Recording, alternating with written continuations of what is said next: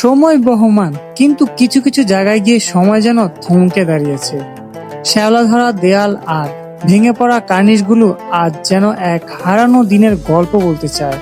আজ আমরা দাঁড়িয়ে আছি মুন্সিগঞ্জ জেলার লৌহজন উপজেলার কলমা গ্রামের এক জমিদার বাড়ির সামনে, যার সঠিক ইতিহাস হয়তো সময়ের আবরণে হারিয়ে গেছে।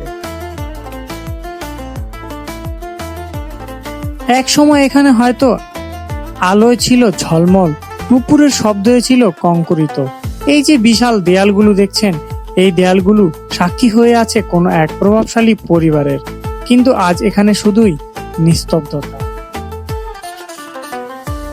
স্থানীয় লোকমুখে এই বাড়িটি নিয়ে তেমন কোনো প্রমাণ ও তথ্য পাওয়া যায়নি। কেউ বলে এটি শত বছরের পুরনো, আবার কেউ বলে এর ইট পাথরে লুকিয়ে আছে কোনো এক ট্র্যাজেডির গল্প।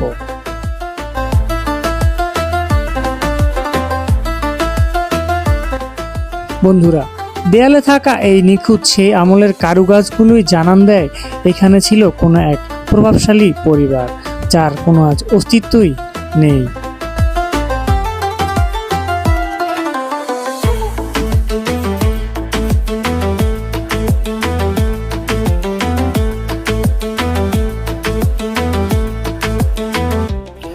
এর ভিতরের অংশকে জড়িয়ে রেখেছে বটগাছের শিকড়, আর সাথে সাথে আমার মনে হচ্ছে যেন এই বাড়ির ইতিহাসকেও জড়িয়ে রেখেছে এই বটগাছের শিকড়।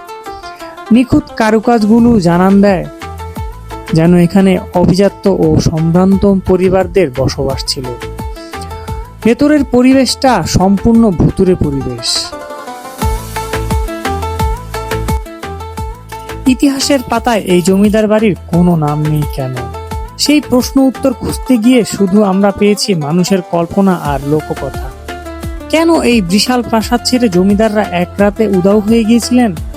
এটি কি কোনো রাজনৈতিক উত্থান পাথান ছিল, নাকি পারিবারিক কোনো অভিশাপ?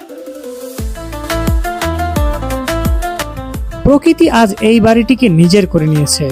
বটগাছের শিকড়গুলো যেন শক্ত করে ধরে রেখেছে এই ধ্বংসাবশেষকে। হয়তো আর কয়েক বছর পরেই ধ্বংস হয়ে যাবে এই জমিদার বাড়ি, হারিয়ে যাবে এক অজানা অধ্যায়। বন্ধুরা, পৃথিবীর সব ইতিহাসের দলিলিক প্রমাণ থাকে না। কিছু ইতিহাস বেঁচে থাকে লোকমুখে, আর কিছু মিশে যায় মাটির সাথে। অজানা এই জমিদার বাড়িটি আমাদের মনে করিয়ে দেয় সময় কতটা নিষ্ঠুর হতে পারে। আপনি যদি এই বাড়ির আশেপাশে থাকেন বা এই সম্পর্কে কোনো তথ্য জানেন, তাহলে আমাদের কমেন্টে জানাতে পারেন। ভালো থাকবেন, দেখা হবে অন্য কোনো ভিডিওতে।